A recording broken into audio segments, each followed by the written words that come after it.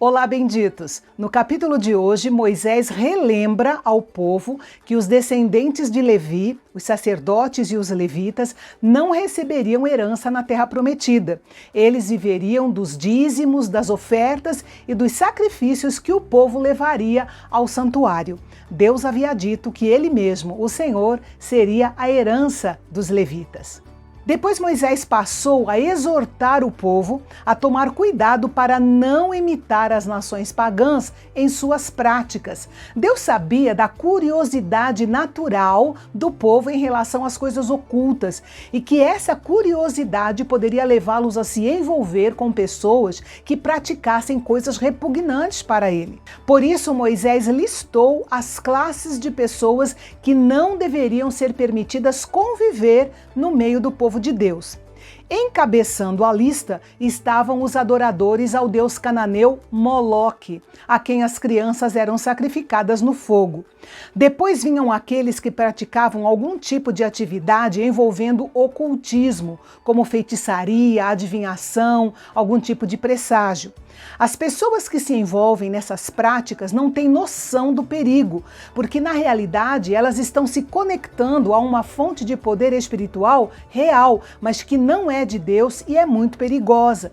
Vale a pena notar que Satanás não conhece o futuro, mas ele pode prever o futuro com base naquilo que ele conhece das pessoas e das circunstâncias que as envolvem.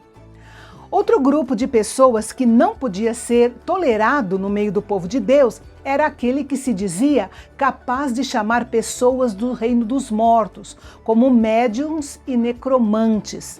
Todas as formas de culto misturadas com práticas idólatras eram abomináveis aos olhos de Deus. Infelizmente, ainda nos nossos dias, essas práticas são muito comuns. Mas Deus não queria pessoas com essas práticas no meio do seu povo, porque o juízo divino sobre os cananeus era justamente por causa dessas práticas de ocultismo. Se Israel os imitasse, com certeza não escapariam do juízo divino. Assim como foi com o povo de Israel, nós, os cristãos, também devemos ser irrepreensíveis com relação a essas práticas. Os cristãos de Éfeso nos deram um exemplo maravilhoso quando eles destruíram todas as coisas que marcavam o ocultismo em suas vidas. Essas práticas não devem ser achadas entre os cristãos nem mesmo por brincadeira, porque tem gente que não acredita, mas acaba brincando com isso simplesmente por diversão.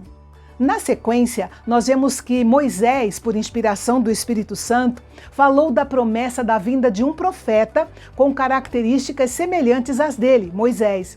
Vejam só, o profeta seria como Moisés, ou seja, pertenceria ao povo de Israel. O profeta chamaria a atenção do povo de Israel e o povo deveria ouvir esse profeta. O profeta seria um mediador entre Deus e o povo. O profeta também falaria a palavra de Deus, e quem rejeitasse a mensagem do profeta teria que prestar contas com Deus. Bem, as pessoas procuravam por esse profeta nos dias de Jesus, e o Novo Testamento deixa claro que Jesus é esse profeta mencionado por Moisés. Depois disso, Moisés passou a dar orientações a respeito dos falsos profetas. Naquele tempo, assim como nos nossos dias, haviam aqueles que se atreviam a entregar uma mensagem em nome de Deus. A diferença era que enquanto o verdadeiro profeta era a boca de Deus para o povo, o falso profeta falava com presunção, ou seja, ele colocava as suas próprias opiniões, mostrando total falta de compromisso para com Deus. O povo deveria estar orientado até para lidar com aqueles que se atrevessem a profetizar em nome de Baal, Astarote ou qualquer outro dos falsos deuses dos cananeus. A penalidade para os falsos profetas era a morte. Eles nunca deveriam ser tolerados entre o povo de Deus. E aí surge a pergunta que não quer calar: como saber se um profeta fala em nome do Senhor ou não? O versículo 22 nos dá a resposta. Devemos julgar através do cumprimento da profecia que foi proferida. Se um profeta diz, assim diz o Senhor, afirmando que vai acontecer alguma coisa e isso não acontece, então esse profeta deve ser responsabilizado por essa falsa profecia e não deve ser considerado como um profeta. Hoje em dia, nós estamos vivendo debaixo da graça e não apedrejamos falsos profetas, mas ele não deve ser honrado como tal. O Novo Testamento diz que toda profecia deve ser julgada em vez de confiar demais na capacidade do profeta de ouvir ao Senhor. E eu encerro com as palavras do apóstolo João que disse: Amados, não creiam em qualquer espírito, mas examinem os espíritos para ver se eles procedem de Deus, porque muitos falsos profetas têm saído pelo mundo.